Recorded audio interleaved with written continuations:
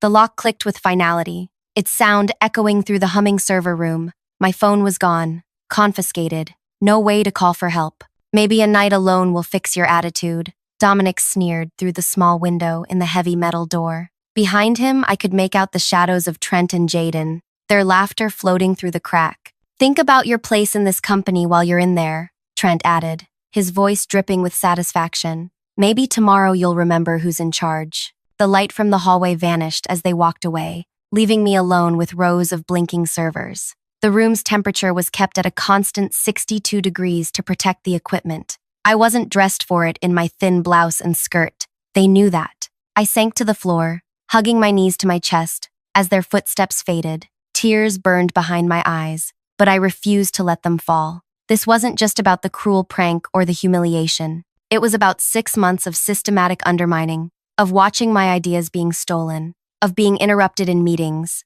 of working twice as hard for half the recognition. The company holiday party replayed in my head, just hours ago, when I'd finally spoken up after Dominic presented my database optimization solution as his own. The stunned silence as I'd stepped forward. The way his face had twisted in rage. "You're nothing but a troublemaker," he'd hissed when we returned to the office. "And I've had enough." I glanced at my watch. 9:43 p.m. The cleaning crew wouldn't arrive until 6 a.m. The thought of spending 8 hours in this cold, sterile room made my chest tighten. But then my eyes drifted to the central terminal, still logged in under Dominic's credentials. He'd been monitoring server performance when he decided to teach me this lesson. He'd left everything open. Before I continue with what happened next, if you're new here, hit that subscribe button. This story isn't just about revenge. It's about standing up for yourself when the whole world seems determined to push you down. Drop a comment if you've ever had to deal with workplace bullies. Trust me, what happens next might give you some ideas, though I wouldn't recommend following my exact playbook. My name is Ziv, not Ziva or Zivia, just Ziv. I'd graduated top of my class in computer science 4 years ago, with dreams of changing the tech world. What I didn't expect was entering an industry where I'd constantly have to prove myself. I'm naturally quiet, preferring to let my work speak for itself. Maybe that's why they thought I was an easy target. I'd joined Next Gen Software Solutions 6 months ago, lured by promises of innovation and growth. The reality was different. A boys' club masquerading as a modern tech company. I was the only woman on the development team, and they never let me forget it. My first clue should have been Dominic's reaction during my interview when he realized I wasn't a male Ziv, as he'd assumed from my resume. The flash of disappointment in his eyes quickly masked with a tight smile. "Interesting name for a girl," he'd said, not bothering to hide his surprise. Despite his initial reaction, my technical skills had impressed the hiring panel enough to bring me on board. What I didn't tell them was my full background. Before this job, I'd spent 3 years as an ethical hacker, contracted by major companies to test their security systems. I'd been one of the best, until a similar toxic culture at that firm drove me to start fresh. I stared at the terminal, my mind racing with possibilities. 8 hours, unrestricted access, no oversight. My fingers hovered over the keyboard as I considered my options. The sensible part of me said to just wait it out, report the incident to HR in the morning,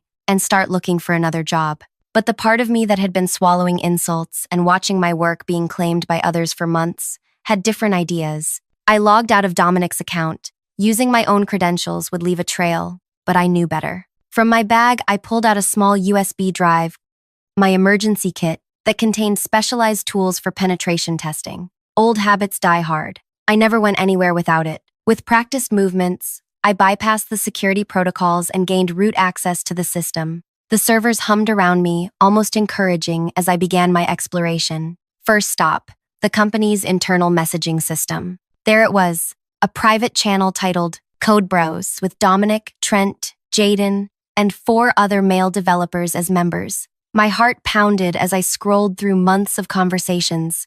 Ziv asked another question in the meeting today. Someone needs to tell her to stop trying so hard. Did you see what she was wearing? Trying to distract us since she can't code for shit. Dominic, brilliant presentation on the database solution. Much better than her original garbage proposal. I felt sick reading their messages, but one particular exchange from last week made my blood boil. Dominic, the Robertson project promotion is coming up. Keep Ziv busy with bug fixes so she doesn't have time to shine. Trent, already on it. Assigned her all the legacy code maintenance. Jaden. She'll never make senior developer at this rate. Dominic. That's the point, genius. I had been working 16-hour days trying to keep up with my regular work plus the extra assignments they'd been piling on. Now I understood why. Digging deeper into their private communications revealed something even more disturbing. Dominic had been systematically taking my code submissions, making minor modifications, and presenting them as his own work to upper management. The promotion track I'd been promised during hiring was being built on my ideas, with someone else's name attached. My hands trembled, but not from the cold anymore. I needed evidence, something concrete that couldn't be disputed, something that would make sure they never did this to anyone else again. I created a secure folder on my drive and began copying conversations, timestamps, original code submissions, and the modified versions Dominic had presented. Each file was damning on its own. Together, they told a story of targeted harassment and intellectual theft. The clock on the wall read 11:28 p.m. I'd barely scratched the surface of what I could access. As I contemplated my next move, I stumbled upon something unexpected: financial records for client projects. Normally, these would be restricted to accounting and management, but someone had been careless with permission settings. What I found made me gasp out loud. The Robertson project, our biggest client, was being systematically overbilled. Hours were inflated, resources doubled, and the extra money, where was it going? I followed the trail through a maze of transactions, each one carefully obscured but not enough to hide from someone with my skills. The extra funds were being diverted to an external account under a shell consulting company.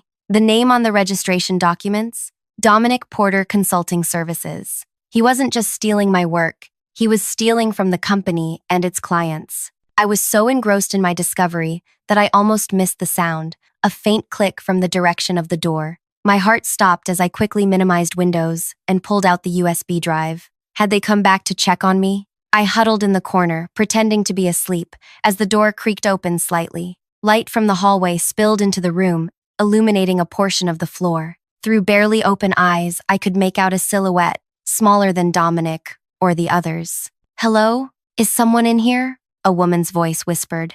I remained silent, unsure if this was some kind of trap. "I know someone's here." The system alerted to activity in this room. The door opened wider, revealing a woman I'd seen around the office but never spoken to. "Oh, you're the new developer, right? What are you doing locked in the server room at midnight?" I hesitated, not sure if I could trust her. In the dim blue light of the server room, I could make out her features now: dark hair pulled back in a practical ponytail, glasses perched on her nose, and an expression of genuine concern. "They locked me in," I finally admitted, my voice hoarse. "Dominic and his team said they wanted to teach me a lesson about my attitude."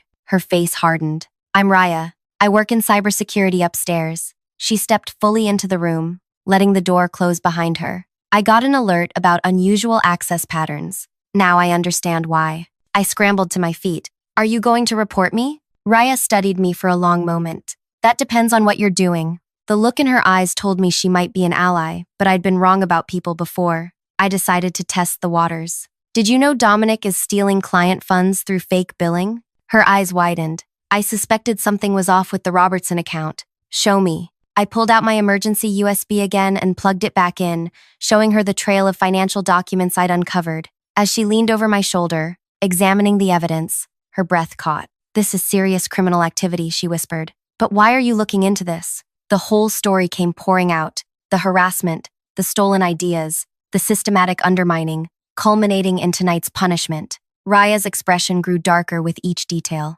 "They did the same thing to me last year," she finally admitted. "I was supposed to be on the development team, but after I corrected Dominic in a meeting, I was suddenly transferred to cybersecurity, isolated, away from the main projects." She pushed her glasses up. "I thought I was alone." "You're not," I said, "and neither am I, apparently." For the next hour, Raya helped me navigate deeper into the company's systems. Her security credentials combined with my hacking skills made us an unstoppable team. We uncovered more victims. 3 other women had left the company in the past year alone, all after conflicts with Dominic's team. "They're going to suspect something if they find us both here in the morning," I said, glancing at the time. "It was nearly 2 a.m. Raya nodded. "I need to go back upstairs and delete the security alert that brought me here. But first," She pulled out her phone and took photos of several key documents on the screen. Insurance. Why are you helping me? I asked as she prepared to leave. She paused at the door. Because last year I was too afraid to fight back. I've been regretting it ever since. Her eyes met mine. What's your plan? I honestly hadn't thought that far ahead. Gather evidence and report it to HR? Rhea's laugh was bitter. HR is in Dominic's pocket. His sister-in-law is the director. She shook her head. You need something bigger, something public, something they can't sweep under the rug. After she left, I sat in silence, considering her words. The server hummed around me, the only witness to my growing determination. I couldn't just expose Dominic. I needed to dismantle the entire toxic system he'd built. I turned back to the terminal and began a new search, looking for board members' contact information, company bylaws, and whistleblower protocols. If I was going to do this, I needed to understand the full battlefield. That's when I found it, buried in old emails between Dominic and the CEO. A conversation from before I was hired, discussing the upcoming government contract bid worth millions. We need to demonstrate diversity in our technical team for the federal requirements, the CEO had written. Find a female developer with the right credentials. Just make sure she doesn't interfere with our actual work. Dominic's response made my stomach churn. Already interviewing candidates. Found one with an ambiguous name who looks perfect on paper. She'll be our diversity hire, and we can keep her busy with minor tasks while the real team handles the contract. I was never meant to succeed here. I was hired specifically to be a token, to check a box for a lucrative contract. My technical skills, my education, my experience, none of it mattered to them. I was just a woman-shaped prop in their corporate theater. The realization hit me like a physical blow. Tears welled up again, but this time from pure rage. I'd been working myself to exhaustion, trying to prove my worth to people who had decided I was worthless before they'd even met me. I closed my eyes, letting the fury wash through me. When I opened them again, my vision was crystal clear. This wasn't just about seeking justice for myself anymore. This was about changing the system. I created a new folder on my USB drive labeled Operation Reset and began working methodically. Over the next few hours, I compiled evidence, created backups, and developed a comprehensive picture of the corruption running through NextGen. The financial fraud was just the tip of the iceberg. There was harassment, discrimination, bid rigging, and client deception at every level. Around 4 a.m., my phone vibrated with a text from an unknown number. It's Raya. Deleted the security alerts. Found something else you should see. Check your email. Used company VPN to mask it. I accessed my personal email through a secure browser and found a message with a large attachment. Raya had sent me personnel files, exit interviews from former employees, all containing redacted complaints about Dominic and his team. She'd also included a note. HR deleted these from the system, but I keep backups of everything. Good luck. With this final piece, my evidence was complete. Now I needed a strategy, a way to release this information that would guarantee action. Going to the CEO was pointless. He was complicit. The board members were mostly old friends of the founder. The legal system would take too long, and corporate lawyers would bury the case in paperwork. I needed something immediate and undeniable. As I contemplated my options, I heard footsteps in the corridor outside. My heart pounded as I quickly closed everything, removed my USB, and returned to my corner, pretending to be asleep. The door opened and the light flicked on. Rise and shine, princess, Dominic's voice boomed. Night in the dungeon teach you anything? I blinked up at him, feigning grogginess. Trent and Jaden flanked him, all three wearing identical smirks. Behind them stood Carson, the newest member of their team, looking uncomfortable. I asked you a question, Dominic pressed, his tone hardening. I stood slowly, my legs stiff from the cold and hours of sitting. Yes, I said quietly. I learned a lot. Good, he nodded, clearly satisfied with what he perceived as my broken spirit. Then you can start by apologizing to me and the team for your behavior at the party. I looked at each of them in turn, noting their expectant faces. They were waiting for my submission, my defeat. I'm sorry, I began, my voice barely above a whisper. Dominic's smile widened, louder, so everyone can hear you. I'm sorry, I repeated, raising my voice slightly, that you felt threatened enough by my abilities to lock me in a server room overnight.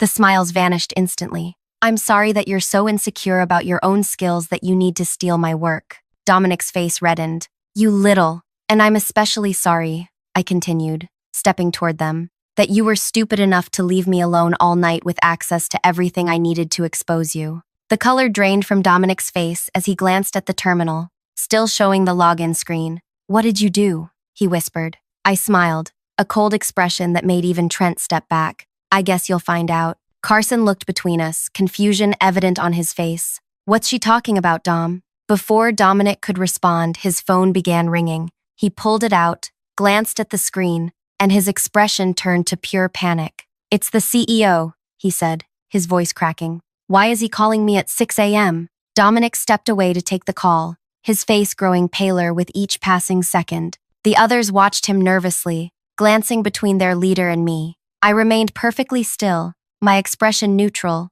despite the adrenaline coursing through my veins. Yes, sir. Right away, sir. We'll be there immediately. Dominic stammered before ending the call. He turned to me, eyes narrow with suspicion and fear. What have you done? I tilted my head slightly. Maybe you should check your email. All four men pulled out their phones at once, the synchronized look of horror that spread across their faces as they read whatever had been sent would have been comical under different circumstances. This is illegal, Dominic hissed, waving his phone in my face. You can't access private company information, says the man who just imprisoned me overnight in a secure area against my will, I replied evenly. Interesting definition of illegal. You have there. Jaden grabbed Dominic's arm. We need to go to this emergency meeting now. The entire executive team and board are waiting. As they turned to leave, Dominic pointed a finger at me. This isn't over. You're fired. Actually, I said, holding up my phone that Raya had returned to me along with a message from the CEO's assistant.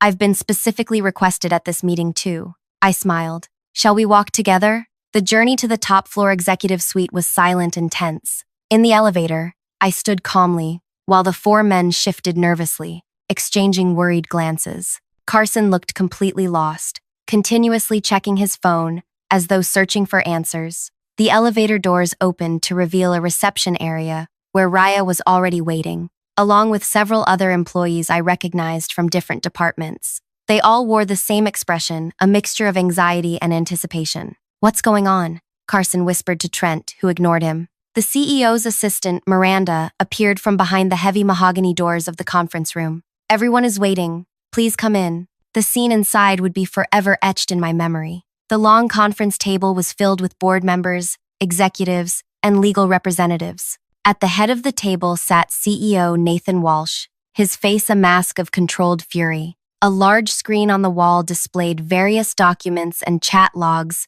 the familiar evidence I had collected overnight. Sit down, Nathan ordered, pointing to the empty chairs on one side of the table. Dominic and his team took their seats nervously. I moved toward the other side, where Raya had saved me a spot. Miss Ziv, Nathan addressed me directly. I've spent the last hour reviewing the information anonymously sent to every board member, executive, and key client of this company. He gestured to the screen. Would you care to explain how you came by this evidence? Every eye in the room turned to me. This was the moment that would define everything.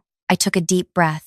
I came by it because your development team manager, Dominic, locked me in the server room overnight as punishment for speaking up at the company party. My voice remained steady. While trapped there, I discovered evidence of ongoing discrimination, intellectual property theft, and financial fraud. Whispers erupted around the table. Nathan raised his hand for silence. That's ridiculous, Dominic interjected. She's making this up because she couldn't handle constructive criticism of her work. I smiled slightly. Check the building security logs from last night. Check the keycard access to the server room. Check the cameras in the hallway outside it. You'll see exactly what happened. Nathan nodded to someone at the end of the table, who began typing rapidly on a laptop. Furthermore, I continued, I've documented a pattern of behavior targeting not just myself, but every woman who's worked on the development team over the past 2 years. The evidence includes stolen work, deliberately sabotaged projects, and a coordinated campaign to force women to quit or transfer.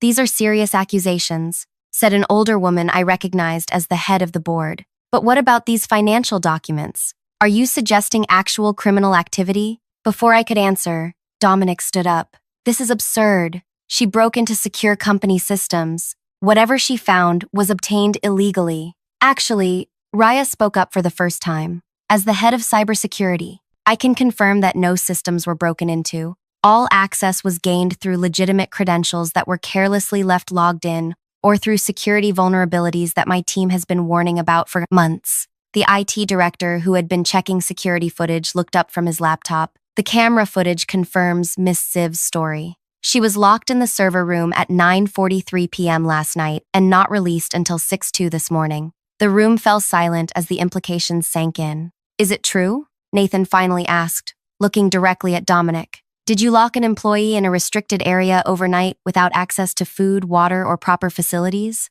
Dominic's composure cracked. She needed to learn her place. She was undermining my authority, questioning decisions in front of clients. His outburst confirmed everything. Several board members physically recoiled at his words. What about the financial irregularities? Pressed the legal representative. The Robertson Project billing shows systematic fraud amounting to nearly $500,000. All eyes turned to Dominic again. Sweat beaded on his forehead as he realized he had no way out. It wasn't just him, I said, drawing attention back to myself. This was a coordinated effort by Dominic, Trent, and Jaden. Carson is new. I don't believe he was involved in the financial aspects, though he participated in the harassment. Carson's eyes widened. What? I never! The private chat logs say otherwise. Raya interrupted, putting a particular conversation on the main screen that showed Carson making derogatory comments about my appearance. For the next hour, the meeting continued as each piece of evidence was examined and verified.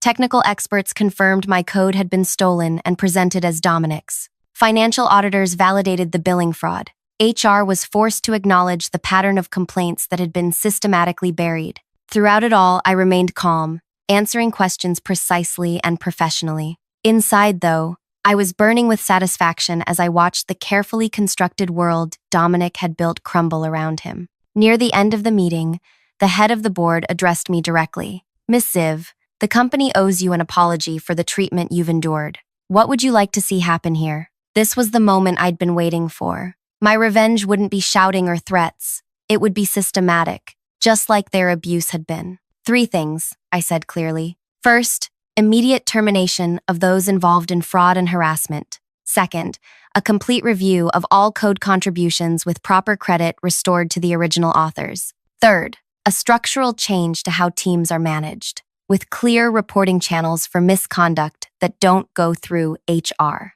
The board members looked at each other, then back to me. That seems reasonable, the chairwoman said. Anything else? I smiled slightly. Yes, I'd like to be considered for the now vacant position of development team manager. Nathan blinked in surprise. You want Dominic's job? I want the job he prevented me from earning. I corrected. My qualifications are in my file, including the 3 years I spent as an ethical hacker and security consultant that I didn't initially disclose when applying for an entry-level position. The room erupted in conversation again. Dominic looked like he might be sick. You set us up, he whispered, finally understanding. You played helpless all night, knowing what you were doing. I leaned forward slightly. Maybe a night alone in the server room really did fix my attitude. 2 hours later, I watched from the lobby as Dominic, Trent, and Jaden were escorted out of the building by security, carrying boxes of personal belongings. Carson had been placed on probation pending further investigation. The company's legal team was already in contact with law enforcement regarding the financial fraud. Raya appeared beside me, a satisfied smile on her face.